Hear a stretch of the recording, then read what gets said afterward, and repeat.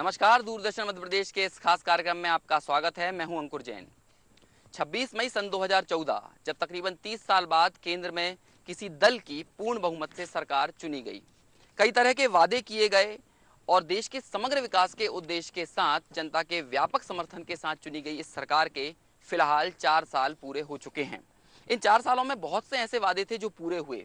कई तरह की योजनाएं चलाई गईं जिनसे देश के आम, गरीब, मध्यम वर्ग, किसान, मजदूर वर्ग, सभी वर्गों के विकास के, उनके उत्थान की इबारत लिखी गई। कई योजनाएं हैं जो पूरी हो चुकी हैं, तो कई अपने लक्ष्य की प्राप्ति की ओर तेजी से अग्रसर हैं। हर छोटे बड़े व्यक्ति के विकास के लिए सरकार अब भी लगातार प्रयासरत है। लेकिन हम आगे बढ़ें उससे पहले जरूरी है थोड़ा पीछे मुड़कर देखें कि इन 4 सालों में देश को आखिर क्या मिला और क्या अब भी ऐसा कुछ है जो देश को दिया जाना लोगों को अभी भी मिलना बाकी है। तो हमारे इस खास कार्यक्रम में सरकार के कामकाज का खाका पेश करने वाले हमारे इस खास कार्यक्रम में हम यही जानने की कोशिश करेंगे कि आखिर कैसे रहे 4 साल मोदी सरकार।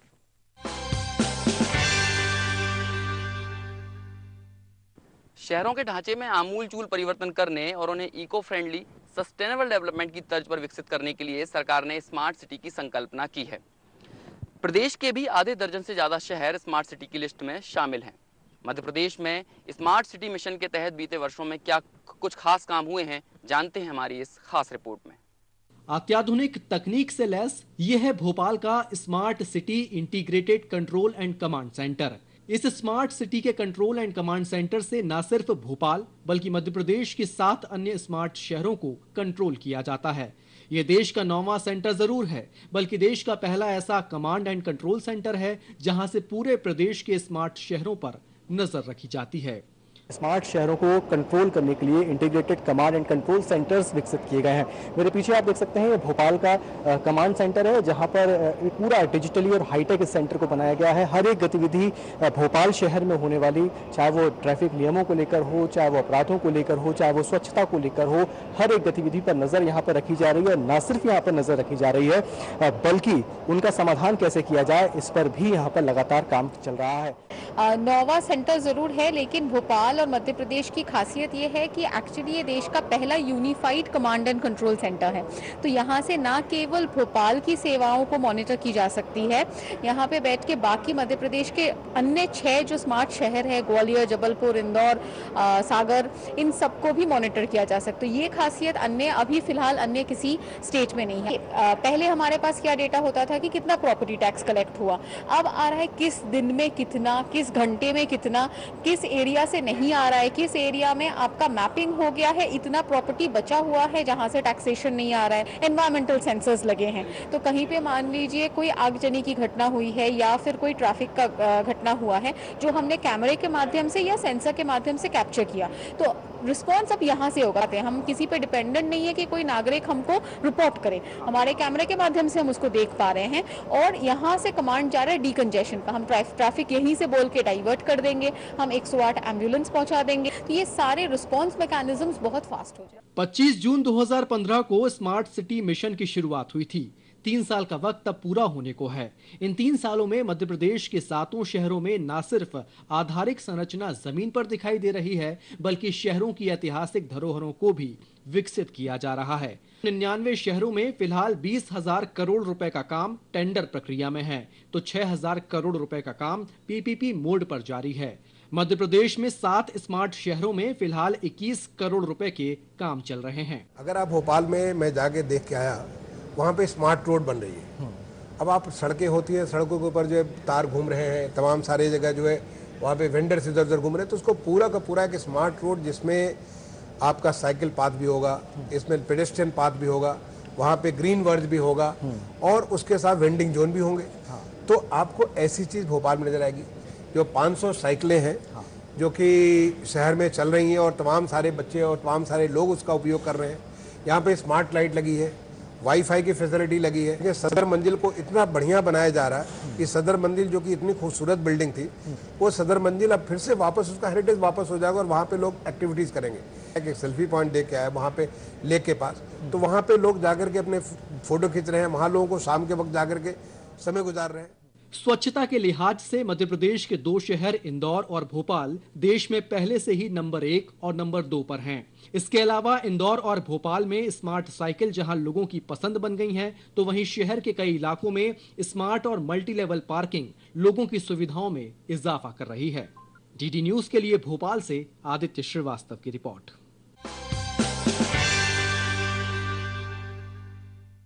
देश के शहरों को झुग्गी मुक्त बनाने में प्रधानमंत्री शहरी आवास योजना का महत्वपूर्ण योगदान है। मध्य प्रदेश में इस योजना के तहत 9 लाख आवास बनकर तैयार किए जाने हैं। इनमें से 5 लाख घर फिलहाल निर्माणाधीन हैं। भोपाल शहर में भी योजना के तहत लगभग 1 लाख घर बनकर तैयार हो चुके हैं और इनमें लोग रहने भी लगे हैं।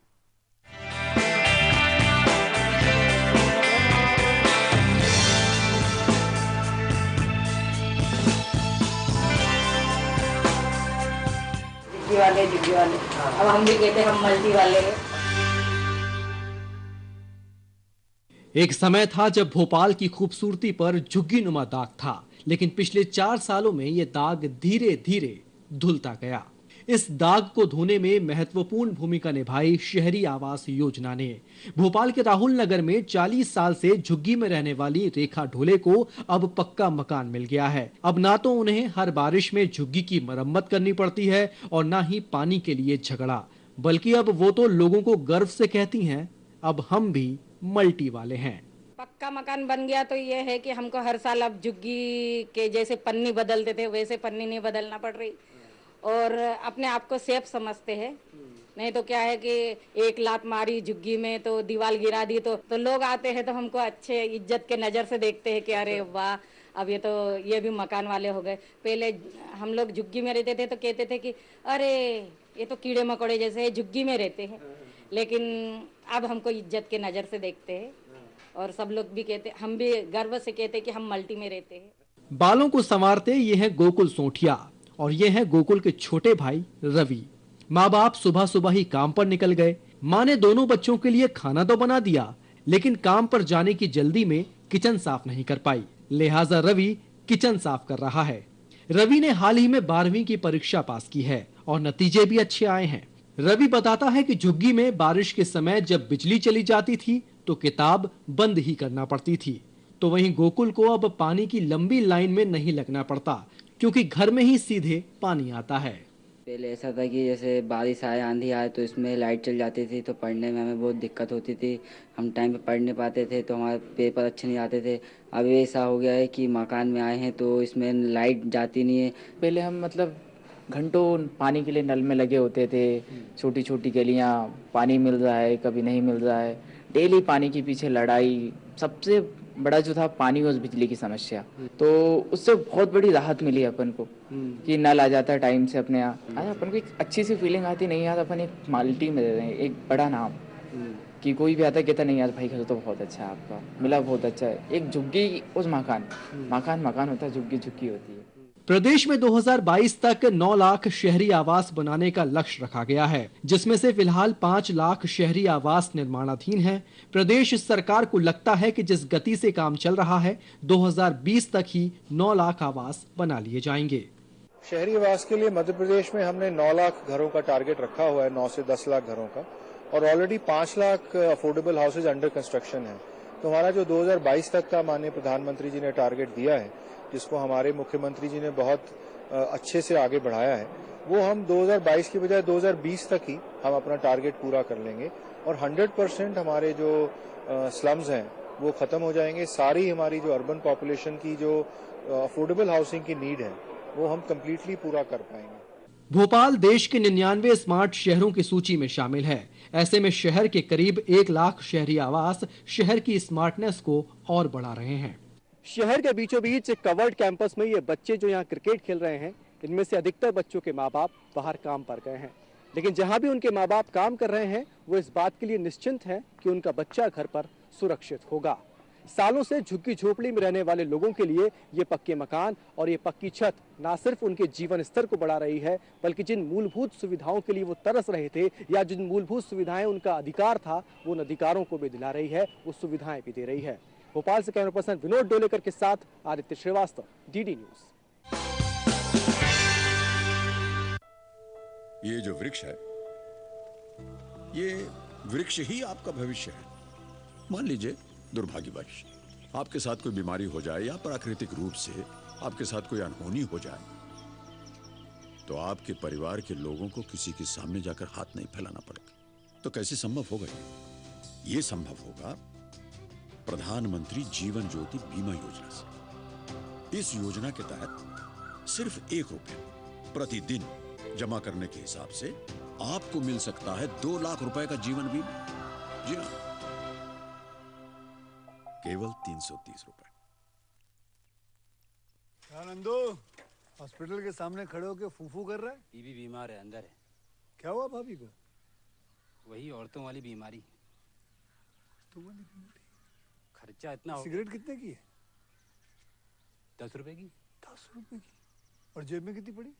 एक और है। मरने के लिए तेरे पास पैसे हैं, लेकिन बीवी को मौत से बचाने के लिए पैसे नहीं है। क्या बक रहा है? ये देख, मौत लिखी है इस पे, मौत, और ये सैनिटरी पैड पे जिंदगी। हंस मत। 2 सिगरेट के पैसे से भाभी को ऐसी खतरनाक बीमारी जो महावरी के वक्त गंदा कपड़ा इस्तेमाल करने से हो सकती है, उससे बचा सकता है। और सिगरेट ना पीने से अपने आप को भी खतरनाक बीमारी से बचा सकता है। यानी कि मौत के पैसे से 2 जिंदगी खरीद सकता है तू, एक अपनी और एक अपनी बीवी की। सोच, अब हंस। हीरोगिरी ये पीने में नहीं है, ये देने में है। याद तो है ना, 25 से 31 मई है आपके प्रीमियम की राशि के भुगतान की तारीख। जी हाँ, प्रधानमंत्री सुरक्षा बीमा और प्रधानमंत्री जीवन ज्योति बीमा योजना की प्रीमियम के भुगतान हेतु आप अपने संबद्ध बैंक खाते में पर्याप्त बैलेंस रखें। ये राशि बैंक की ऑटो डेबिट सुविधा के माध्यम से ली जाएगी। मिले सुर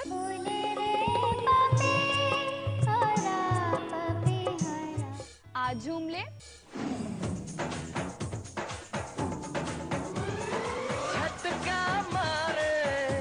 नौटंकी, छोटा जादूगर। कहीं पे भी स्टॉप बोलिए। इस कार्ड को सब देख लीजिए। और हम किसी से कम नहीं। याद तो है ना, 25 से 31 मई है आपके प्रीमियम की राशि के भुगतान की तारीख। जी हाँ, प्रधानमंत्री सुरक्षा बीमा और प्रधानमंत्री जीवन ज्योति बीमा योजना की प्रीमियम के भुगतान हेतु आप अपने संबद्ध बैंक खाते में पर्याप्त बैलेंस रखें। ये राशि बैंक की ऑटो डेबिट सुविधा के माध्यम से ली जाएगी। वहीं शहरों के अलावा यदि ग्रामीण क्षेत्रों की बात की जाए तो प्रधानमंत्री ग्रामीण आवास योजना लाभार्थियों के लिए वरदान साबित हुई है। अनुसूचित जाति जनजाति वर्ग के लोगों का जीवन इस योजना के जरिए कैसे बदला है, देखते हैं उमरिया जिले की इस खास रिपोर्ट में। ये है मध्य प्रदेश के उमरिया जिले के करकेली विकासखंड में आने वाले कोइराली गांव के रहने वाले दस्सू। अब से कुछ वक्त पहले तक ये जहां एक कच्ची झोपड़ी में रहते थे, वहीं अब सुंदर पक्के मकान में रहकर दस्सू के जीवन स्तर में सकारात्मक बदलाव देखने को मिल रहे हैं। दस्सू के पक्के घर का ये सपना पूरा हुआ है प्रधानमंत्री आवास योजना से। पहले जहां कच्चे मकान में गर्मी, सर्दी और बरसात के मौसम में दस्सू को कई तरह की परेशानियों का सामना करना पड़ता था, लेकिन अब वे इस मजबूत पक्के मकान में अपने परिवार के साथ सुखी और परेशानी मुक्त जीवन जी रहे हैं। पक्के मकान में रहने वाले दस्सू के परिजनों के रहन सहन में भी सुधार देखा जा सकता है। अपने जीवन में आए इस परिवर्तन के लिए दस्सू प्रधानमंत्री और केंद्र सरकार का शुक्रिया अदा करते हैं। कच्चे घर में रहत रहा तो बहुत परेशानी रही है, पानी गिरत रहे, चुचुआत रहे। अब मोदी जी पक्का बनवा दिए हैं तो बहुत कुछ लड़का बच्चा परेशानी से दूर हैं। अब गर्मी लगे ना कुछ अच्छा है साहब। पीएम आवास योजना से लाभान्वित दस्सू बैगा की पत्नी देवकी भी इस नए ठिकाने पर आकर काफी उत्साहित हैं। उन्होंने बताया कि पहले बैगा आदिवासियों की किसी सरकार द्वारा सुध नहीं ली गई, लेकिन प्रधानमंत्री मोदी ने बैगा आदिवासियों सहित जनजाति वर्ग की समस्याओं को दूर करने की पहल की और प्रधानमंत्री आवास योजना के तहत उन्हें प्राथमिकता से पक्के घर प्रदान किए। दस्सू की पत्नी के अलावा उनके बच्चे भी नया घर पाकर बेहद खुश हैं। गया बासी कोई सुध नहीं लेते रहे, जब से मोदी सरकार आए तब से सुध लाए हैं तो पक्का बास मिल गया है। अब लड़का बच्चा को बहुत सुविधा हो गया है। कच्चा घर में रहते रहे तो अच्छी नहीं लगा, वहाँ के घर में रह लगे मस्त लगला। दस्सू जैसे ना जाने ऐसे कितने लाभार्थी हैं जिनकी जिंदगी को प्रधानमंत्री आवास योजना ने बदल दिया है। पंडित दीनदयाल उपाध्याय के अंत्योदय की अवधारणा को साकार करते हुए केंद्र सरकार अंतिम तबके तक शासन की हर योजना का लाभ सुनिश्चित कर रही है, जो नए इंडिया के निर्माण में काफी अहम साबित हो रही है। ब्यूरो इनपुट के साथ डीडी न्यूज के लिए भोपाल से पूजा पी वर्धन की रिपोर्ट। मुद्रा योजना केंद्र सरकार की अति महत्वाकांक्षी योजनाओं में से एक है। इस योजना के जरिए मेहनतकश युवाओं का अपने स्वयं का रोजगार शुरू करने का सपना तो पूरा हुआ ही है, साथ ही इस योजना ने उनके जीवन स्तर को भी बढ़ाया है। मध्य प्रदेश की राजधानी भोपाल के ऐसे ही 2 युवाओं की कहानी हम आपको बताने जा रहे हैं। साथ ही आंकड़ों के जरिए समझते हैं कि इस योजना की असल तस्वीर आखिर क्या है।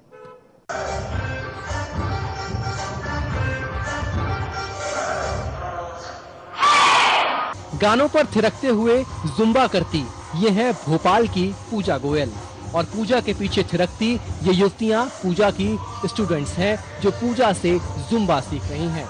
पूजा एक सामान्य परिवार से है, जहां परिवार के सदस्य पढ़े लिखे तो हैं, लेकिन नौकरी पेशा होने के चलते पूजा को उसके सपनों को पूरा करने में मदद नहीं कर पा रहे थे। पूजा जुम्बा क्लास शुरू करना चाहती थी, जिसके लिए उसको करीब 2 से 3 लाख रुपए की जरूरत थी, लेकिन कहते हैं ना, जहां चाह वहां रहा। पूजा की मदद प्रधानमंत्री मुद्रा योजना ने की। उसने मुद्रा योजना के तहत लोन लेकर अपनी जुम्बा क्लास की न सिर्फ शुरुआत की, बल्कि उसने धीरे धीरे अपनी क्लास में अच्छा म्यूजिक सिस्टम और वुडन फ्लोर भी बनवा लिया है। हाल ही में प्रधानमंत्री ने दिल्ली में देश भर के कुछ चुनिंदा मुद्रा योजना के लाभार्थियों से मुलाकात की थी। उनमें भोपाल की पूजा गोयल भी शामिल थी। आई नीडेड एन इन्वेस्टमेंट इन लैक्स, मतलब ऑलमोस्ट मुझे 2-2.5 लाख का इन्वेस्टमेंट चाहिए था। तो मैंने लोन के ऑप्शन को चूज़ किया, बैंक से कांटेक्ट किया, तो उन्होंने मुझे बहुत अच्छा एक ऑप्शन दिया कि आप मुद्रा लोन ले सकते हैं। That is basically for youngsters के लिए। जैसे मुझे मिरर्स चाहिए थे, मुझे फ्लोरिंग वुडन चाहिए थी, एंड मुझे म्यूज़िक सिस्टम बहुत अच्छा चाहिए था। तो वो सारी चीज़ों के लिए मुझे लोन बहुत हेल्पफुल रहा, क्योंकि मैं अपने अकॉर्डिंग इन्वेस्ट कर पाई और बेस्ट से बेस्ट चीज़ अपनी क्लास में ला पाई। वहीं ये हैं इमरान। करीब 10 साल पहले नौकरी की तलाश में कानपुर से भोपाल पहुंचे थे। इमरान को हेयर ड्रेसिंग का काम आता था, लिहाजा वो भोपाल में एक हेयर सैलून में नौकरी करने लगे। लेकिन इमरान के मन में नौकरी करने की बजाय अपना खुद का व्यापार स्थापित करने की ललक थी। इमरान ने अपनी जमा पूंजी से एक छोटी सी दुकान खोली, लेकिन पैसों की कमी हमेशा आड़े आती रही। इमरान ने 1 साल पहले प्रधानमंत्री मुद्रा योजना के तहत 2 लाख रुपए का लोन लिया और अपने सपनों को आकार देना शुरू कर दिया। आज इमरान की छोटी सी दुकान बड़ी हो गई है और उपयोग में आने वाला अत्याधुनिक सामान भी इस दुकान में मौजूद है। इमरान ने लोन के पैसों से न सिर्फ पुरानी दुकान का विस्तार किया, बल्कि उन्होंने महिलाओं का ब्यूटी पार्लर भी शुरू कर दिया है। इस ब्यूटी पार्लर को इमरान की पत्नी और वो खुद संभालते हैं। मैंने मुद्रा लोन के अप्लाई किया 2 लाख का। मैं 2 लाख का लोन लिया। मेरे पे छोटी दुकान हुआ करती थी, है ना। अब मैंने सेटअप नया लगाया इसको, मैंने अच्छे से बनाया, हुड स्टीम लाया, चेयर लाया, शैम्पू नया पूरा अपना सेटअप बनाया यहाँ पे। धीरे धीरे यहाँ पे 2 लोग और काम कर रहे हैं, और मैंने एक लेडीज पार्लर और डाला अभी मैंने। वहाँ पे भी 2 वर्कर रहेंगे मेरे। अब लोग मुझे देखते हैं तो लगता है कि यार ये छोटी दुकान का मालिक था, अब बड़ी सी दुकान का हो गया। इमरान अपनी इन दुकानों के जरिए 4 दूसरे लोगों को रोजगार भी दे रहे हैं। 2 कुर्सी और छोटी सी दुकान के साथ अपना व्यापार शुरू करने वाले इमरान इसको और आगे बढ़ाना चाहते थे, लेकिन पैसे की कमी बाधा बन रही थी। प्रधानमंत्री मुद्रा योजना के तहत लोन लेने के बाद ये बाधा भी दूर हो गई। आज इमरान भोपाल में न सिर्फ 1 बल्कि 2 सैलून के मालिक बन चुके हैं।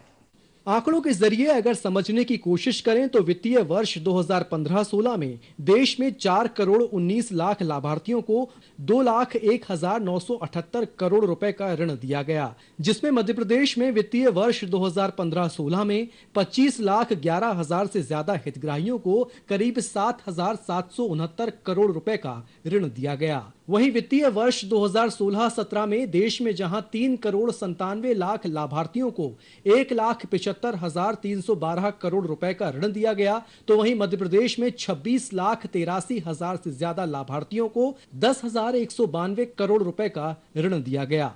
अगर बात पिछले वित्तीय वर्ष यानी 2017-18 की करें तो देश में जहां 3 करोड़ 78 लाख लाभार्थियों को 1,32,955 करोड़ रुपए का ऋण दिया गया, तो मध्य प्रदेश में 26,15,000 लाभार्थियों को 11,752 करोड़ रुपए का ऋण बैंकों द्वारा दिया गया। डीडी न्यूज के लिए भोपाल से आदित्य श्रीवास्तव की रिपोर्ट। ग्रामीण गरीब महिलाओं को स्वस्थ और सुविधाजनक जीवन देने के लिए प्रधानमंत्री द्वारा महत्वाकांक्षी उज्ज्वला योजना की शुरुआत की गई। प्रदेश के शहरी और ग्रामीण क्षेत्रों में गरीब महिलाओं को निःशुल्क एलपीजी कनेक्शन प्रदान किए गए। इन्हीं प्रयासों के फलस्वरूप मंडला जिले की लिंगामाल पंचायत पूर्णतः धुआं मुक्त पंचायत घोषित की गई। उज्ज्वला योजना से कैसे बदली गांव की तस्वीर, देखते हैं हमारी इस खास रिपोर्ट में। यह है 20वीं सदी का न्यू इंडिया, जो लोगों को धुएं से निकालकर दे रहा है पर्यावरण संरक्षण का संदेश। और यह संभव हो पाया है केंद्र सरकार की महत्वाकांक्षी प्रधानमंत्री उज्ज्वला योजना से। एक दौर था जब देश के अधिकांश हिस्सों में महिलाएं चूल्हा फूंककर धुएं के बीच घरों में खाना पकाती थीं, और इसी धुएं के चलते उनके और उनके परिवार के सदस्यों के स्वास्थ्य पर बुरा प्रभाव पड़ रहा था। वहीं बहुमूल्य वन संपदा का भी दोहन हो रहा था। लेकिन अब देश के गांवों की तस्वीर बदल रही है। इस योजना के तहत घर घर रसोई गैस कनेक्शन पहुंचने से ग्रामीण और शहरी क्षेत्रों में अलग ही नजारा नजर आ रहा है। यह है मध्य प्रदेश की आदिवासी बहुल जिले मंडला की ग्राम पंचायत लिंगामाल। इस पंचायत को प्रधानमंत्री नरेंद्र मोदी ने धुआं रहित पंचायत घोषित होने पर पुरस्कृत भी किया। इस पंचायत के हर घर में गैस कनेक्शन पहुंच चुका है, जिससे लोगों के जीवन स्तर में काफी बदलाव नजर आ रहा है। पहले हम झींटी लकड़ी बीन बीन के खाना पकाते थे, और अभी ये उज्ज्वल गैस कनेक्शन मिला है। मोदी जी ये अच्छा किए हैं, और खाना बनाने में हमें बहुत सुविधा मिलता है। हमें गैस कनेक्शन मिला है, इससे हमें बहुत सुविधा हो रही है, बहुत लाभ होता है। पहले हम चूल्हा फूंक फूंक के खाना बनाते थे, हमारी आंखों में बहुत तकलीफ होती थी, और हम पहले अच्छे से हम पढ़ाई भी नहीं कर पाते थे, लेकिन हम अभी बहुत अच्छे से पढ़ाई कर लेते हैं और समय में खाना बना लेते हैं। इसलिए हम हमारे प्रधानमंत्री नरेंद्र मोदी को हम बहुत सारा धन्यवाद देना चाहते हैं। धुआं से बचने के लिए हम और लकड़ी न जलाने के कारण से हम लोग को गैस मिली है, और हम जी रहे हैं। और प्रधानमंत्री जी ने इतना सब कुछ किया है, क्या कहना चाहेंगे प्रधानमंत्री जी के लिए आप?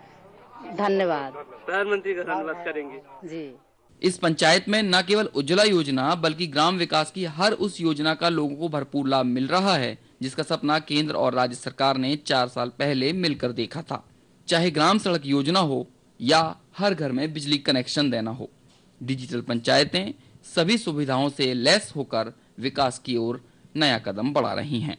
गैस कनेक्शन मिला है उज्ज्वला योजना के तहत। मोदी जी काम बहुत अच्छा किए हैं, बहुत सहूलियत हो रही है। कोई भी काम फटाफट हो जाता है, 5-10 मिनट में चाय खाना सब बन जाता है। बहुत खुशी हमें, और ये अच्छी योजना लाई है हमारे लिए सरकार ने, इसके लिए हमें बहुत खुशी है। बहुत अच्छी योजनाएं हैं, और इससे हम सभी का बहुत ज्यादा विकास हो रहा है, और मनोबल भी हम लोगों का उठ रहा है। उनके कार्यक्रम से हमें अच्छा लग रहा है। गांव की तरक्की और समाज का विकास हो, ये हम सभी चाहते हैं सर। और प्रधानमंत्री जी की योजनाएं जो है, समाज का विकास, ग्राम का विकास और हम सभी का विकास हो रहा है, इसमें हम बहुत खुश हैं सर। 4 साल पहले जब केंद्र में प्रधानमंत्री नरेंद्र मोदी के नेतृत्व में सरकार बनी, तो एक संकल्प लिया गया था कि हर गांव का विकास होगा और हर आदमी जो है उस तक सभी सुविधाएं पहुंच पाएंगी। और इसी को आज हम 4 साल बाद देख पा रहे हैं, जब हम एक ऐसे गांव में पहुंचते हैं जहां पर धुआं रहित वो गांव हो गया है, और हर घर में गैस कनेक्शन है, हर घर में बिजली कनेक्शन है। इस तरीके से अगर हम इस ग्राम पंचायत की बात करें जहां पर हम मौजूद हैं, इसका नाम लिंगामाल है, और यहाँ पर इस पंचायत को गैस रहित, जो धुआं रहित है, वो किया गया है, और हर घर में गैस कनेक्शन पहुंचा है। इस सुविधा का लाभ यहाँ के हर ग्रामवासी को मिला है, और इस पंचायत को इसीलिए प्रधानमंत्री अवार्ड भी देने वाले हैं। इसी तरीके से अगर ग्रामवासियों की बात की जाए तो उनमें भी एक उत्साह नजर आता है कि जिस तरीके से ये विकास की योजनाएं हमारे गांव तक पहुंच पाई हैं, ये योजनाएं आगे हर गांव तक पहुंच पाए। कैमरा पर्सन अनवर रिजवी के साथ दीपक जैन, डीडी न्यूज, मंडला।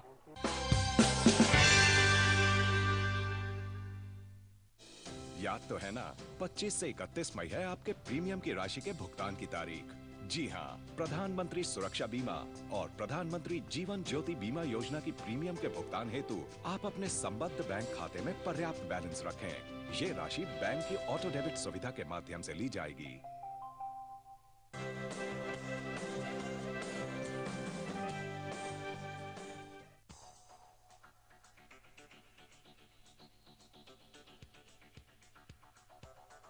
250 ग्राम मैदा लिया, उसमें 100 ग्राम अपने घी डाला, 2 चम्मच दही डाला, आधी चम्मच ये बेकिंग पाउडर, आधी सोडा, इसमें मल्ली लगाएंगे, बनाएंगे बढ़िया था।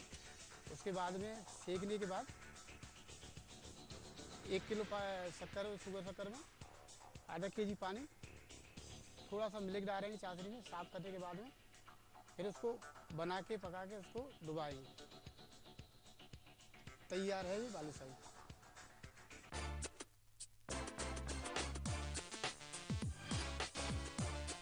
रख लीजिए। अरे सुनिए मैडम, 1 मिनट, 1 रुपया वापस कीजिए ना।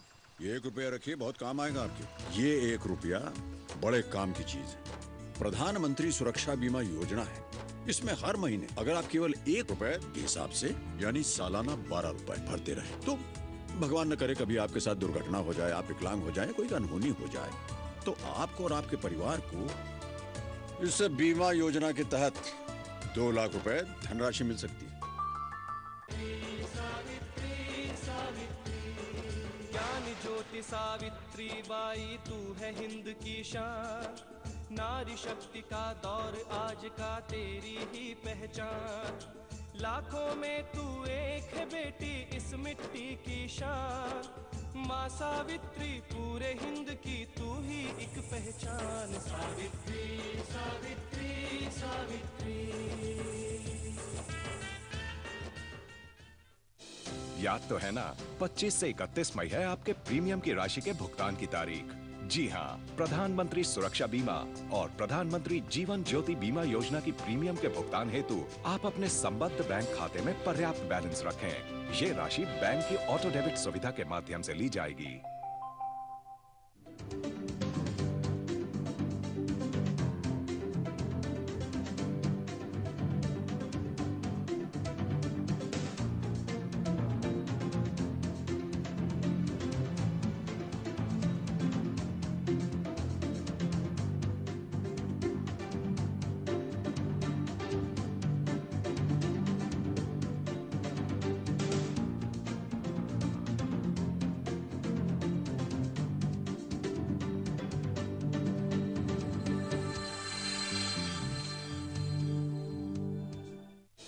याद तो है ना, 25 से 31 मई है आपके प्रीमियम की राशि के भुगतान की तारीख।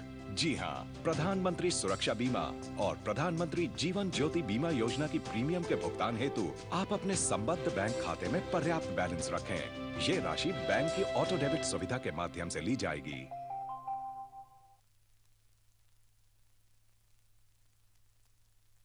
स्वच्छ भारत अभियान मोदी सरकार की सबसे अहम योजनाओं में से एक मानी जाती है। इस योजना के कारण देश भर में स्वच्छता को लेकर जबरदस्त माहौल देखने को मिला। मध्य प्रदेश में स्वच्छ भारत अभियान का कुछ ऐसा असर हुआ कि प्रदेश के इंदौर और भोपाल लगातार 2 साल तक देश के सबसे स्वच्छ शहर बनकर सामने आए। देखते हैं हमारी ये खास रिपोर्ट। सबसे स्वच्छ शहर भोपाल को मिला दूसरा स्थान, चंडीगढ़ तीसरे स्थान पर रहा। इंदौर और भोपाल ने ये कामयाबी लगातार दूसरी बार हासिल की है। राष्ट्रीय स्तर पर कुल 23 पुरस्कारों की घोषणा हुई। 10 लाख से अधिक आबादी वाले बड़े शहरों की बात करें तो आंध्र प्रदेश के विजयवाड़ा को सबसे बड़े स्वच्छ शहर का पुरस्कार हासिल हुआ। जोनल स्तर पर कुल 20 अवार्ड की घोषणा हुई है। बेस्ट परफॉर्मिंग स्टेट की कैटेगरी में झारखंड को पहला, महाराष्ट्र को दूसरा, जबकि छत्तीसगढ़ को तीसरा स्थान हासिल हुआ है। स्वच्छ सर्वश्रेष्ठ छावनी बोर्ड के रूप में 6 अवार्डों की घोषणा हुई है, जिसमें दिल्ली कैंट ने सबसे स्वच्छ छावनी बोर्ड के रूप में बाजी मारी। केंद्रीय शहरी विकास मंत्री हरदीप पुरी ने स्वच्छ पुरस्कारों की घोषणा करते हुए इसे व्यवहार परिवर्तन का सबसे बड़ा अभियान बताया है। The 3 cleanest cities are Indore, second cleanest city Bhopal, and the third cleanest city Chandigarh. 4 जनवरी से 10 मार्च तक चले विश्व के सबसे बड़े सर्वेक्षण में सबसे स्वच्छ शहर बनने की प्रतिस्पर्धा चली। 94,000 घरों में डोर टू डोर कचरा कलेक्शन की जांच हुई। सर्वेक्षकों की 63 टीमों ने सर्वेक्षण को अंजाम दिया। Citizen centric nature of the process and the fact that we are devising policy based on stakeholder participation, that is what makes this stand out, and I think it's very noteworthy that the enthusiasm and effective participation of the stakeholders makes the results just that much more credible. स्वच्छ सर्वेक्षण 2018 कड़ी है शहरों को स्वच्छ बनाने की उस मुहिम की जिसकी आगाज 2016 में हुआ था। शहरों के बीच प्रतिस्पर्धा ने शहरों को स्वच्छ बनाने में अहम भूमिका निभाई है। लक्ष्य 2019 तक देश को स्वच्छ बनाने का है। चंद्रशेखर की रिपोर्ट, GD न्यूज।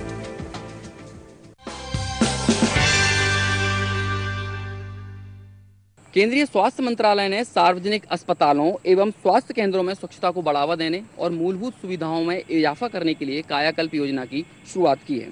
इस योजना के क्रियान्वयन में मध्य प्रदेश देश का अग्रणी राज्य बनकर सामने आया है। कायाकल्प योजना से कैसे बदली है स्वास्थ्य संस्थानों की तस्वीर, देखते हैं हमारी इस खास रिपोर्ट में। केंद्रीय स्वास्थ्य मंत्रालय ने सार्वजनिक स्वास्थ्य संस्थानों में साफ सफाई को बढ़ावा देने के लिए 2015 में कायाकल्प योजना की शुरुआत की थी। इस योजना के तहत स्वास्थ्य केंद्रों में सफाई सहित अन्य मूलभूत सुविधाओं के विकास के लिए कायाकल्प अवार्ड भी शुरू किया गया। इसके तहत चयनित सार्वजनिक स्वास्थ्य केंद्रों को धनराशि और प्रमाण पत्र प्रदान किए जाते हैं।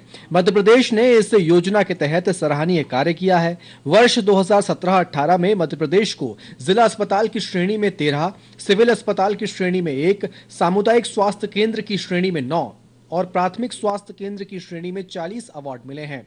कुल मिलाकर मध्य प्रदेश ने विभिन्न श्रेणियों में 63 कायाकल्प अवार्ड हासिल किए हैं, जिसमें जिला अस्पताल की श्रेणी में प्रदेश में भिंड को प्रथम, सतना को द्वितीय और शिवपुरी को तीसरा स्थान मिला। साथ ही सिविल अस्पताल की श्रेणी में जबलपुर का एलिंगन अस्पताल प्रथम रहा। मध्य प्रदेश के जो हमारे सभी जिला चिकित्सालय हैं, उन्होंने बहुत ही बढ़ चढ़ के इस अभियान में भाग लिया और ये एक अभियान स्वरूप नहीं था, इसमें एक जो प्रयास किया गया था वो एक सोच के परिवर्तन का प्रयास किया गया था, क्योंकि ये एक टाइम का कोई एक अभियान ना होकर एक सतत चलने वाली एक जर्नी है, एक यात्रा है जो कि हमें अपने जिला अस्पतालों में और हमारे जो स्वास्थ्य के दूसरे जो हमारी फैसिलिटीज हैं उसमें हमें सतत इसको आगे चलानी है। कायाकल्प योजना का प्रदेश के सार्वजनिक स्वास्थ्य केंद्रों में काफी सकारात्मक परिणाम देखने को मिल रहे हैं। कायाकल्प योजना से अस्पताल अब पहले से ज्यादा साफ सुथरे तो हो ही रहे हैं, साथ ही एक और जहां बुनियादी सुविधाएं भी बेहतर हुई हैं, तो पहले की अपेक्षा अब संक्रमण का खतरा भी कम हो गया है। अस्पताल में स्वच्छता को लेके हम लोग हाइजीन और ये इन्फेक्शन कंट्रोल जो है हमारा हाइजीन का ही एक अंग है, इसको लेके हम जो काम करते थे, हमारे 13 से 14 अस्पतालों में जो हम सॉब कल्चर बेचते थे उसमें बैक्टीरियल कल्चर पॉजिटिव आता था। पिछले वर्ष ये 7 अस्पतालों में रहा और इस वर्ष एक भी अस्पताल में एक संक्रमण नहीं पाया गया और इससे हमारे ऑपरेशन में जो रिजल्ट्स आए हैं, कोई भी संक्रमित ऑपरेशन का केस नहीं हुआ। कायाकल्प योजना के माध्यम से स्वास्थ्य केंद्रों में स्वच्छता तो बढ़ी ही है, साथ ही वहां अब बुनियादी सुविधाओं का भी तेजी से विकास हुआ है। कायाकल्प ने अस्पतालों में संक्रमण को भी रोकने में अहम भूमिका निभाई है। डीडी न्यूज के लिए भोपाल से अजीत द्विवेदी की रिपोर्ट।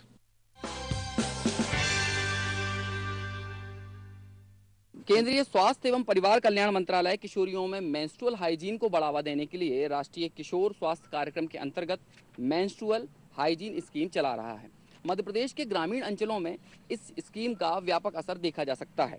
इस योजना के परिणाम स्वरूप महिलाएं अपने कठिन दिनों के संबंध में न सिर्फ झिझक एवं संकोच से बाहर निकली हैं, बल्कि उन दिनों में विशेष एहतियात बरतने के प्रति भी जागरूक हुई हैं। यह है उज्जैन का शासकीय उत्कृष्ट विद्यालय, जहां किशोरियों को पीरियड्स के दौरान अब छुट्टी लेकर घर जाने की जरूरत नहीं पड़ती और वे बिना किसी परेशानी के उन खास दिनों में भी सारा दिन स्कूल में बिताती हैं।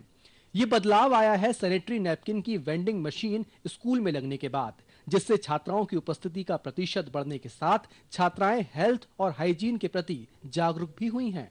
पिछले 4 सालों में स्वास्थ्य मंत्रालय के राष्ट्रीय किशोर स्वास्थ्य कार्यक्रम के अंतर्गत किशोरियों में मासिक धर्म के दौरान सैनिटरी नैपकिन के उपयोग को बढ़ावा देने के लिए न सिर्फ जागरूकता कार्यक्रम चलाए जा रहे हैं, बल्कि सैनिटरी नैपकिन की क्वालिटी और कम दरों पर स्कूल, कॉलेज और ग्रामीणों अंचलों में उपलब्ध कराने के लिए नए नवाचार भी किए जा रहे हैं। इसी नवाचारों की कड़ी में प्रदेश सरकार के महिला एवं बाल विकास विभाग ने मेंस्ट्रुअल हाइजीन को बढ़ावा देने के लिए sanitary napkin vending machine school और कॉलेजों में लगाने का सिलसिला शुरू किया है। महिला और बाल विकास विभाग इस कार्य के लिए जन भागीदारी को माध्यम बनाकर समाज के विशिष्ट लोगों को स्कूल कॉलेज जैसे संस्थाओं में जहां किशोरियों की संख्या अधिक है वहां सैनिटरी नैपकिन वेंडिंग मशीन लगाने के लिए प्रेरित कर रहा है।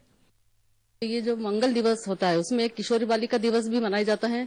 किशोरी बालिका दिवस का मतलब है कि किशोरी बालिकाएं उस मंगलवार को इकट्ठी होती है, उनको सुपरवाइजर के माध्यम से ग्रामीण महिलाएं इकट्ठी होती है, सीडीपीओ के माध्यम से उनको समझाई दी जाती है कि सैनिटरी नैपकिन का उपयोग कैसे करना चाहिए, इसका उपयोग करने के बाद में इसका मतलब किस प्रकार से उसको कहाँ गंदा नहीं करना, कहाँ पर फेंकना चाहिए, इसका भी उसको उनको पूरी समझाई दी जाती है। बच्चियां पीरियड्स के दौरान बहुत परेशान होती हैं और उनको छुट्टी भी लेनी पड़ती है, समय वेस्ट होता है उनका और वो काफी किसी से कह नहीं पाती, संकोच करती हैं। तो इसलिए हमको ये आइडिया आया कि इस तरह की मशीन हम मंगवा सकते हैं। सैनिटरी नैपकिन वेंडिंग मशीन के रूप में छात्राओं को एक बड़ी सौगात मिली है। पहले जहां कपड़े के इस्तेमाल में संक्रमित रोग का खतरा बना रहता था, वहीं अब सस्ती दरों पर सैनिटरी नैपकिन के उपलब्ध होने से न सिर्फ किशोरियों के स्वास्थ्य पर बेहतर असर हुआ है बल्कि उनकी दैनिक दिनचर्या भी आसान हो गई है। इस ऑटोमेटिक मशीन में 2 रुपए का सिक्का डालने पर नैपकिन प्राप्त हो जाती है। पैड मशीन हमारे स्कूल में लगाई गई है जो बहुत ही यूजेबल है। लड़कियों की परेशानी को देखते हुए लगाई गई है, जिससे हमारे सारी परेशानियां दूर हो गई हैं। हम जो मेंटली टेंशन में रहते थे वो टेंशन हमारी बिल्कुल समाप्त हो गई है, जिससे अब हम उसमें 2 रुपए का कॉइन डालते हैं तो हमें पैड प्राप्त हो जाता है। इससे हम हमारी पढ़ाई को भी लॉस नहीं कर पाते हैं, इससे हमें हमारी स्कूल को भी हम छुट्टी लेकर नहीं जाना पड़ता है, जो हमारे लिए बहुत यूजेबल है। इसमें 2 रुपए का कॉइन डालने पर पैड ऑटोमेटिक बाहर आ जाएगा। तो इस तरह से जो बच्चियों को इमरजेंसी हो जाती थी स्कूल में, उसके लिए उनको छुट्टी लेके घर जाना पड़ता था, उस चीज से बच्चियों को बहुत रिलीफ मिलेगा। अब बच्चों को टेंशन नहीं रहेगा इस चीज को लेके कि ऐसा इमरजेंसी कुछ हो गई तो हम क्या करेंगे। इस मशीन की वजह से बच्चों को मेंटली टेंशन जो था वो खत्म हो गया और बच्चियां इस चीज से बहुत खुश है। मध्य प्रदेश के ग्रामीण अंचलों में न सिर्फ सैनिटरी नैपकिन के उपयोग के लिए जागरूकता बढ़ी है बल्कि ग्रामीण महिलाओं को राष्ट्रीय ग्रामीण आजीविका मिशन के तहत सस्ते सैनिटरी नैपकिन बनाने की ट्रेनिंग भी दी जा रही है। ये महिलाएं आंगनबाड़ी और आशा कार्यकर्ताओं के साथ साथ घर घर जाकर मेंस्ट्रुअल हाइजीन के प्रति जागरूक भी कर रही हैं। सैनिटरी नैपकिन बनाकर बेचने पर इन महिलाओं को मुनाफा तो मिल ही रहा है, इसके साथ ही ये रोजगार दिलाने का सशक्त माध्यम भी बना है। भोपाल से डीडी न्यूज के लिए पूजा पी वर्धन की रिपोर्ट।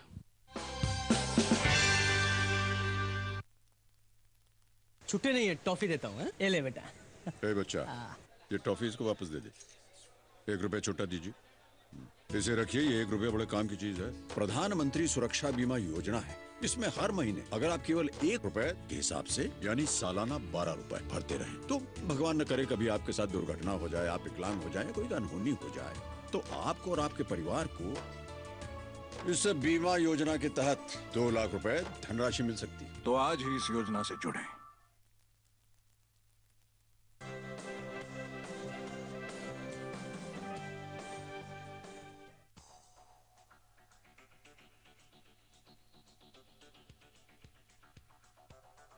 दो 250 ग्राम मैदा लिया, उसमें 100 ग्राम अपने घी डाला, 2 चम्मच दही डाला, आधी चम्मच ही बेकिंग पाउडर, आधी में से आधी सोडा, इसमें मल्ली लगाएंगे, बनाएंगे बढ़िया था। उसके बाद में सेकने के बाद 1 किलो शक्कर, शुगर शक्कर में आधा केजी पानी, थोड़ा सा मिल्क डालेंगे चाशनी में, साफ करने के बाद में फिर उसको बना के पका के उसको डुबाएंगे। तैयार है ये बालूशाही।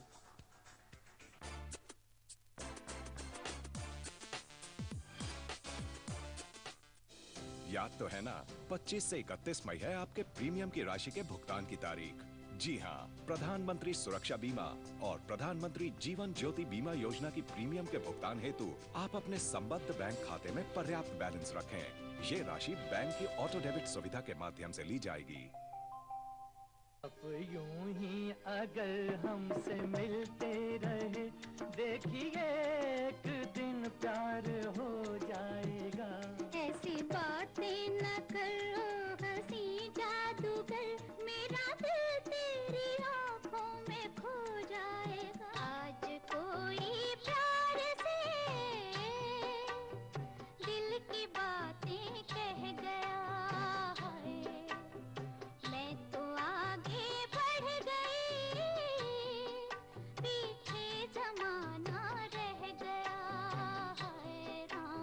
सिर्फ डीडी नेशनल पर, इंडिया का अपना चैनल। याद तो है ना, 25 से 31 मई है आपके प्रीमियम की राशि के भुगतान की तारीख। जी हाँ, प्रधानमंत्री सुरक्षा बीमा और प्रधानमंत्री जीवन ज्योति बीमा योजना की प्रीमियम के भुगतान हेतु आप अपने संबद्ध बैंक खाते में पर्याप्त बैलेंस रखें। ये राशि बैंक की ऑटो डेबिट सुविधा के माध्यम से ली जाएगी।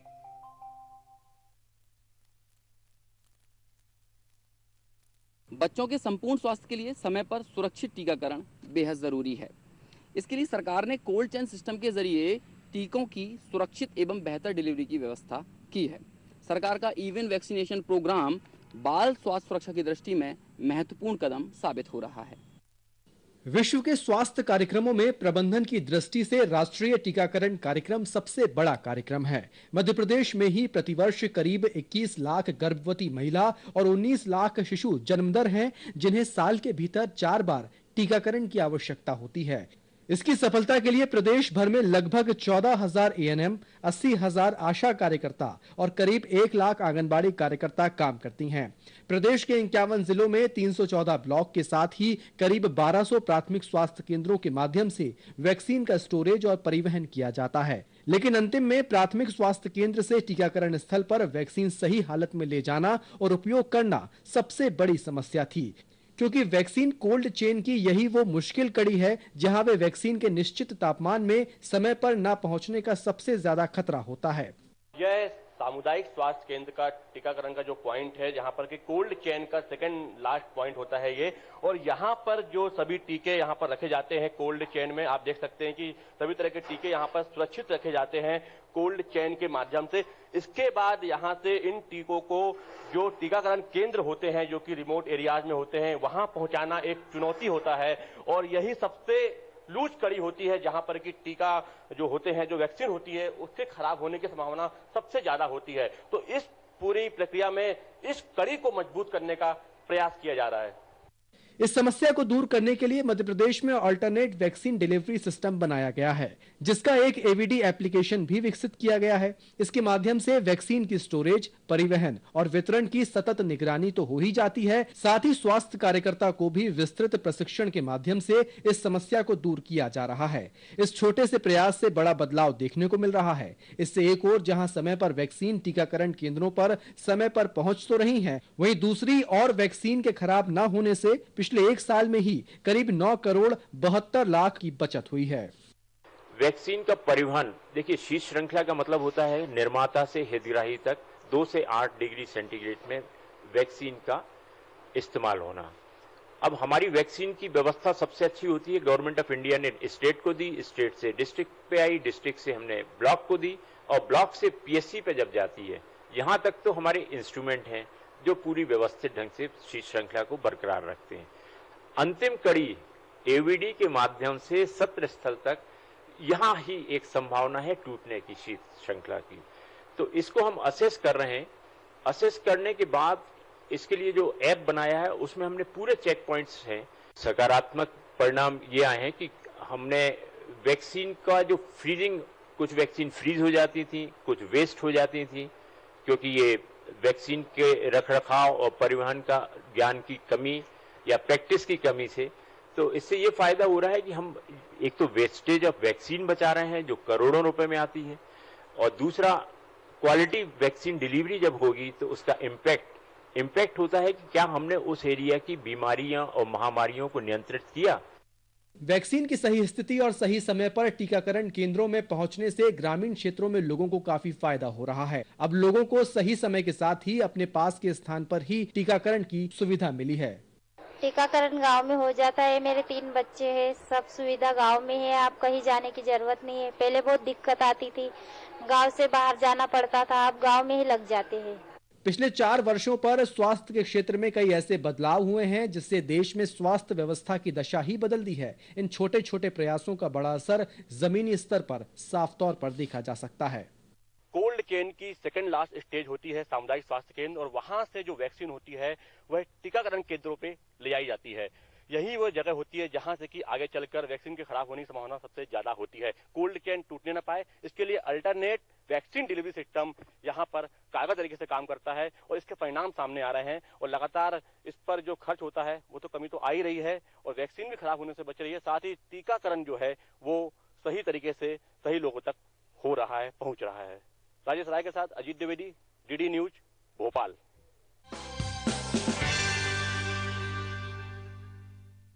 मोदी सरकार के कार्यकाल में रेलवे सुविधाओं में भी जमकर विस्तार हुआ है। भोपाल का हबीबगंज रेलवे स्टेशन सरकार द्वारा रेलवे के क्षेत्र में किए जा रहे विकास कार्यों का नायाब उदाहरण पेश कर रहा है। पीपीपी मॉडल के जरिए विकसित हो रहे इस रेलवे स्टेशन में आप न्यू इंडिया की तस्वीर देख सकेंगे। मोदी सरकार ने 4 साल पहले सत्ता संभालने के बाद जो वादे जनता से किए थे वो अब जमीन पर उतरते दिखाई दे रहे हैं। रेल नेटवर्क का विस्तार मोदी सरकार के लिए बड़ी चुनौती थी, लेकिन 4 सालों में उन चुनौतियों को पूरा करने की कोशिश की गई। रेल मंत्रालय ने रेल सुरक्षा और सुविधाओं में इजाफा तो किया ही, बल्कि देश भर में तीसरी रेल लाइन का विस्तार भी किया। इतना ही नहीं, राजधानी भोपाल का Habibganj railway station world class station बनाया जा रहा है, जिसका 40% काम पूरा हो चुका है। मध्य प्रदेश में नए प्रोजेक्ट जो चल रहे हैं वो सिंगल लाइन से डबल लाइन का काम चल रहा है, डबल लाइन से ट्रिपल लाइन का काम चल रहा है, जहां पे ट्रैफिक कंजेशन से। इसके साथ साथ पूरे खंड में इलेक्ट्रिफिकेशन का कार्य चल रहा है। हबीबगंज को रीडेवलपमेंट का कार्य लिया गया। हबीबगंज रेलवे स्टेशन में करीब 40% कार्य पूर्ण हो चुका है और दिसंबर 2019 तक ये कार्य पूरा हो जाएगा। तो हबीबगंज स्टेशन में ऐसी सुविधा होगी जैसे स्टेशन पे जो ट्रेन रुकी, पैसेंजर प्लेटफॉर्म पे उतरे और सीधे हम सबवे देंगे, सबवे से नीचे जाएंगे और स्टेशन के बाहर। और जैसे कि एयरपोर्ट्स में होता है कि आने वाले यात्री और जाने वाले यात्रियों में मेल मिलाप नहीं होता है, दोनों अलग अलग रूट से निकल जाते हैं, इस तरह की सुविधाएं दी जा रही है। इसके साथ ही स्टेशन के आजू बाजू का जो प्लॉट्स हैं, हमने प्लॉट्स पे कमर्शियल डेवलपमेंट भी कराया। भोपाल और प्रदेश के कई अंचलों में फ्लाईओवर के बनने से लोगों को फाटक पर खड़े होने की समस्या से निजात मिली है। हाल ही के दिनों में भोपाल में सावरकर सेतु के बनने से जहां 3 मुख्य सड़कों के ट्रैफिक को कंट्रोल किया गया है, वहीं प्रदेश के अन्य रेल फाटकों पर भी फ्लाईओवर का काम जारी है। बुनियादी नेटवर्क को सुधारने की इस तेज प्रक्रिया की स्थानीय रहवासी भी सराहना कर रहे हैं। हाँ, रेलवे ने काफी अच्छा किया है। ओवरब्रिज होना चाहिए, सब जगह होना चाहिए। हावी ट्रैफिक है, हैवी ट्रैफिक से इससे फायदा रहेगा। अब जैसे आगे बनाया है यहाँ पे हबीबगंज के पास, उससे भी काफी फायदा हुआ है लोगों को, लंबी लाइनों से मुक्ति मिली है। अब जैसे अभी गर्मियों का टाइम है या बारिश का टाइम है, काफी देर तक खड़ा रहना पड़ता है यहाँ पे हम लोगों को। पहले तो केवल घोषणाएं होती थी लालू जी के टाइम पे या पुरानी सरकारों के टाइम पे, लेकिन अब ये घोषणाएं एक्चुअल में लग रहा है कि धरातल पे आने वाली हैं। तो लगता है कि जिस तेजी से काम चल रहा है, बहुत जल्दी हम एक world class railway station Habibganj को बनता हुआ देखेंगे। अगर बात रेल मंत्रालय के अन्य प्रोजेक्ट की करें तो मध्य प्रदेश में बीना से इटारसी और बीना से कटनी के बीच जहां तीसरी रेल लाइन का काम चल रहा है, तो वहीं इटारसी से इलाहाबाद और ग्वालियर चंबल मक्सी रूट की रेल लाइन का विद्युतीकरण किया जा रहा है। इसके अलावा महामना, हमसफर जैसी ट्रेनों का लाभ भी प्रदेश की जनता को मिल रहा है। मॉडर्न वर्ल्ड क्लास स्टेशन हो, तीसरी लाइन का विस्तार हो या फिर फ्लाईओवर हो, पिछले 4 सालों में रेलवे के तमाम ये वो बड़े प्रोजेक्ट हैं जो अब धरातल पर पूरे होते दिखाई दे रहे हैं। रेलवे का फोकस अब यही है कि जो समय सीमा इन कामों के लिए तय की गई थी, उस समय में ये काम पूरा हो जाए ताकि जनता से किया हुआ वादा समय पर निभाया जा सके। भोपाल से कैमरा पर्सन विजय शर्मा के साथ आदित्य श्रीवास्तव, डीडी न्यूज। याद तो है ना, 25 से 31 मई है आपके प्रीमियम की राशि के भुगतान की तारीख। जी हाँ, प्रधानमंत्री सुरक्षा बीमा और प्रधानमंत्री जीवन ज्योति बीमा योजना की प्रीमियम के भुगतान हेतु आप अपने संबद्ध बैंक खाते में पर्याप्त बैलेंस रखें। ये राशि बैंक की ऑटो डेबिट सुविधा के माध्यम से ली जाएगी। हमारे सेगमेंट्स हैं मिले सुर,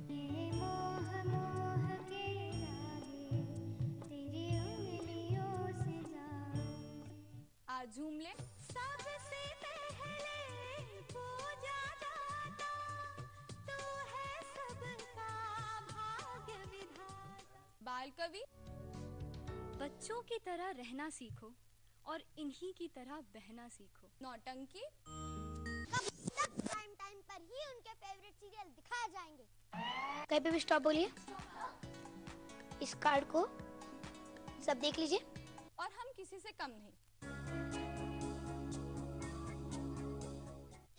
याद तो है ना, 25 से 31 मई है आपके प्रीमियम की राशि के भुगतान की तारीख।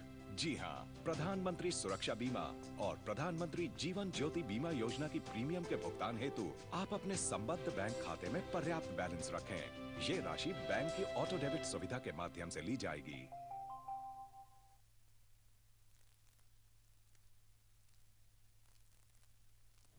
और अब बात खेलों की। खेलों को बढ़ावा देने और राष्ट्रीय अंतर्राष्ट्रीय स्तर की स्पर्धाओं में देश की प्रतिभाओं को उभारने के लिए केंद्रीय खेल मंत्रालय द्वारा कई प्रयास किए जा रहे हैं। खेलो इंडिया स्पर्धा देश की ऐसी ही प्रतिभाओं को बड़ा मंच प्रदान करने का सशक्त माध्यम बनकर सामने आई है। इसके सुखद परिणाम निश्चित ही हमें वर्ष 2024 के ओलंपिक गेम्स में भी नजर आएंगे। 4 साल पहले जब केंद्र में प्रधानमंत्री नरेंद्र मोदी के नेतृत्व में सरकार बनी तो इस सरकार ने हर क्षेत्र में राष्ट्र के विकास का लक्ष्य रखा।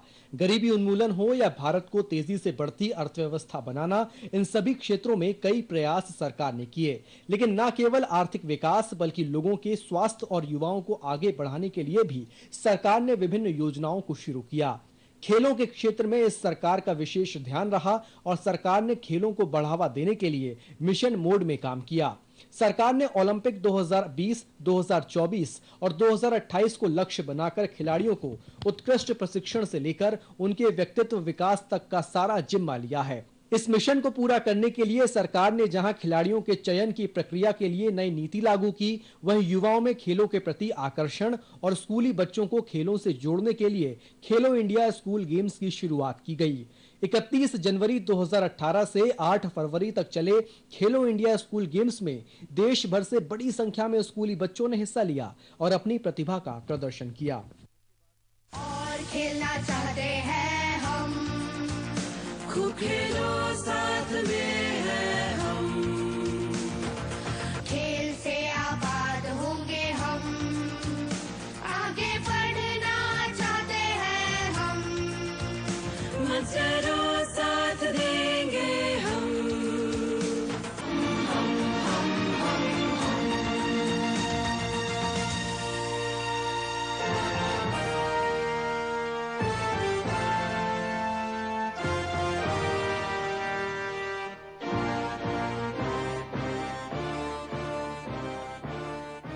खेलो इंडिया साथ में हैं हम।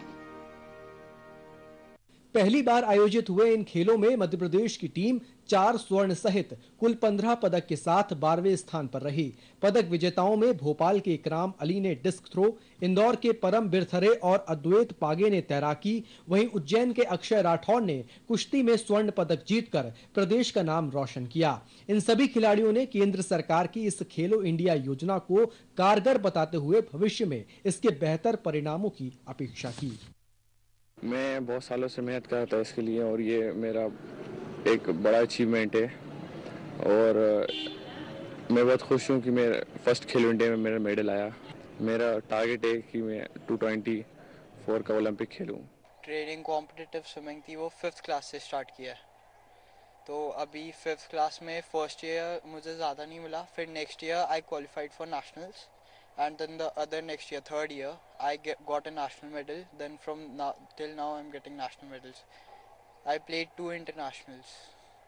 इस साल मेरे प्लान्स है कि यूथ ओलंपिक गेम्स जो कि अर्जेंटीना में होने वाले हैं अक्टूबर में, उसके लिए क्वालिफाई करना है और एशियन गेम्स जो इंडोनेशिया में है इस साल, उसके इंडिया टीम में सिलेक्ट होना है। खेलो इंडिया ने इतनी मदद की है, इसके लिए बहुत बहुत धन्यवाद करते हैं। सब में पहले तो प्रधानमंत्री जी का, उनकी इस सहायता से हम इंटरनेशनल ओलंपिक में भारत को मेडल दिलाने का काम करेंगे। खेल प्रतिभाओं को आगे लाने में पिछले 4 साल में केंद्र सरकार ने जिस दूरदृष्टि के साथ योजनाओं को बनाया है, इससे इन खिलाड़ियों को तैयार करने में जुटे कोच भी ये मानते हैं कि इन प्रयासों से काफी दूरगामी परिणाम मिलेंगे। हमारी तैयारी तो खैर काफ़ी टाइम से चल रही थी। इनफैक्ट तो हमें काफ़ी टाइम पहले पता चल गया था कि हाँ अभी खेलो इंडिया गेम्स होंगे, तो उसका सिलेक्शन प्रोसीजर क्या है, तो थोड़ा लॉन्ग टर्म प्लानिंग हुई थी कुछ महीने पहले से। इनफैक्ट तो तैयारी हमारी बहुत अच्छी थी और अब जैसा कि इसमें बहुत अच्छा पोटेंशियल है, टैलेंटेड है और एक फिजिकल एडवांटेज है एक इवेंट के अकॉर्डिंग, तो वो सारी चीज़ें बहुत ज़रूरी हैं और नो डाउट हमारी प्रिपरेशन बहुत अच्छी रही थी। माननीय प्रधानमंत्री जी मोदी जी की जो खेलो इंडिया की भारत में पहली योजना निकाली उन्होंने, उसमें मध्य प्रदेश की ओर से अक्षय राठौर ये पहला पहलवान जो लल्ली गुरु व्यायामशाला डाबरी अखाड़े का पहलवान है और इसने ये अचीवमेंट हासिल किया है। जहां आवश्यकता होगी, भारत में जो सेंटर बड़े हैं वहां पर हम इसे ले जाएंगे और लगा तो इंटरनेशनल भी हम ले जाकर इससे ट्रेनिंग कराएंगे। खेलों के प्रति युवाओं को जागरूक करने और प्रोत्साहित करने के लिए जहां केंद्र सरकार ने खेलो इंडिया और मिशन ओलंपिक्स जैसी योजनाएं शुरू की, वहीं इन प्रतिभाओं को आगे बढ़ाने के लिए विशेष तौर पर कोचेज और नए एथलेटिक ट्रैक्स के साथ कई अन्य सुविधाएं भी दी जा रही हैं और ये प्रयास लगातार जारी है। कैमरा पर्सन मनुदेव भारद्वाज के साथ दीपक जैन, डीडी न्यूज, भोपाल।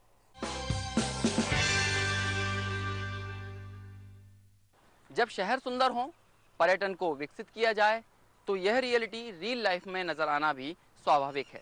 इस वर्ष के राष्ट्रीय फिल्म पुरस्कारों में मध्य प्रदेश ने बेस्ट फिल्म डेस्टिनेशन का अवार्ड हासिल कर अपनी सुंदरता का लोहा सिल्वर स्क्रीन पर भी मनवाया है। बॉलीवुड आए दिन यहाँ अपनी फिल्मों की लोकेशन तलाश रहा है और देश का दिल दुनिया के नक्शे पर अपनी खास पहचान बना रहा है। ये खूबसूरत वादियां, ये दिव्य मंदिर, ये नदियां, ये जंगल और ये मनोरम नज़ारे। मध्य प्रदेश अपनी प्राकृतिक खूबसूरती और ऐतिहासिक धरोहरों के लिए यूं तो दुनिया के मानचित्र पर काफी पहले से अपनी खास पहचान रखता है, लेकिन अब प्रदेश की ये मनोरम दृश्य रुपहले पर्दे पर भी अपना सौंदर्य बिखेर रहे हैं। हिंदी सिनेमा ही नहीं बल्कि कई दूसरी भाषाओं के फिल्मकार भी अपनी फिल्मों के लिए मध्य प्रदेश की ओर रुख कर रहे हैं। फिल्म निर्माण का अनुकूलित बुनियादी ढांचा, संबंधित डाटाबेस का रखरखाव, विपणन एवं संवर्धन संबंधी पहल और सुंदर लोकेशंस के चलते मध्य प्रदेश 16 राज्यों को पछाड़कर इस वर्ष का सर्वाधिक फिल्म अनुकूलित राज्य बना। सर्वश्रेष्ठ फिल्म अनुकूल प्रदेश पुरस्कार जाता है मध्य प्रदेश को। पुरस्कार ग्रहण करेंगे सुरेंद्र पटवा और हरि रंजन राव। इन्हें प्रदान किया जाता है रजत कमल।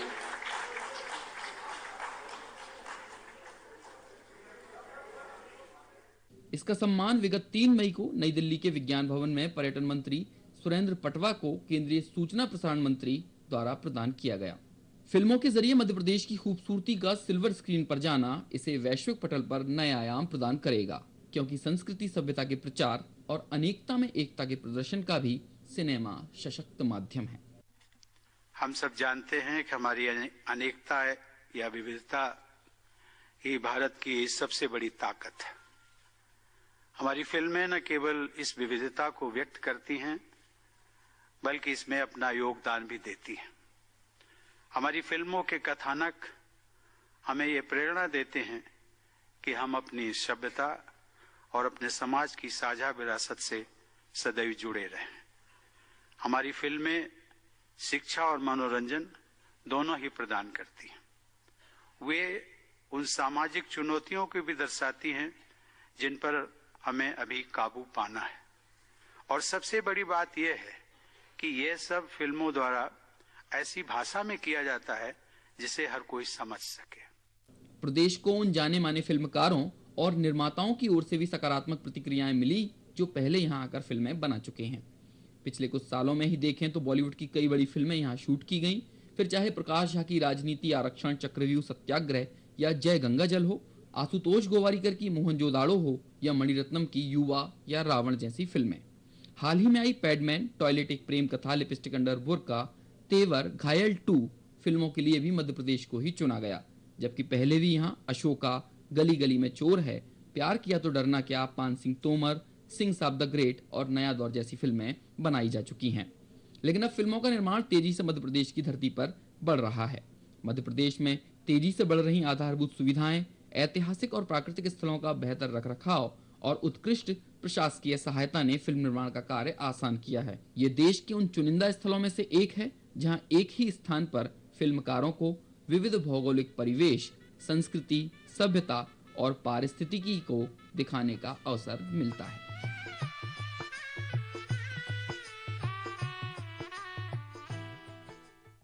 लाइट कैमरा एक्शन, ये शब्द कुछ समय पहले तक मुंबई और दूसरे बड़े शहरों में तो सुनाई देते थे, लेकिन अब मध्य प्रदेश में भी इन लफ्जों की गूंज सुनाई देने लगी है। यही वजह है कि बड़े फिल्मकार मध्य प्रदेश आ रहे हैं और अपनी फिल्मों के लिए यहाँ की खूबसूरत लोकेशंस को तलाश रहे हैं। और इसका नतीजा इस वर्ष के राष्ट्रीय फिल्म पुरस्कारों में भी नजर आया, जब मध्य प्रदेश को बेस्ट फिल्म फ्रेंडली डेस्टिनेशन के अवार्ड से सम्मानित किया गया। मध्य प्रदेश अब अपनी इस खूबसूरती का जलवा सिर्फ देश में ही नहीं बल्कि दुनिया के पटल पर लगातार बिखेर रहा है। कैमरा पर्सन राजेश राय के साथ मैं अंकुर जैन, डीडी न्यूज, भोपाल। गांव हो या शहर, बच्चे, बुजुर्ग या युवा, पुरुष हों या महिलाएं, मजदूर, गरीब, किसान या उद्यमी, इन सभी वर्गों के लिए पिछले 4 सालों में मोदी सरकार ने कुछ ना कुछ खास जरूर दिया ही है। यही वजह है कि देश ही नहीं बल्कि वैश्विक पटल पर हमारी साख में लगातार इजाफा हो रहा है। मध्य प्रदेश सरकार की इन योजनाओं का लाभ उठाकर खुद तो आगे बढ़ ही रहा है, साथ ही न्यू इंडिया के निर्माण में भी अपनी भूमिका निभा रहा है। हमारी इस खास पेशकश में आज बस इतना ही। दीजिए पूरी टीम को इजाजत। नमस्कार।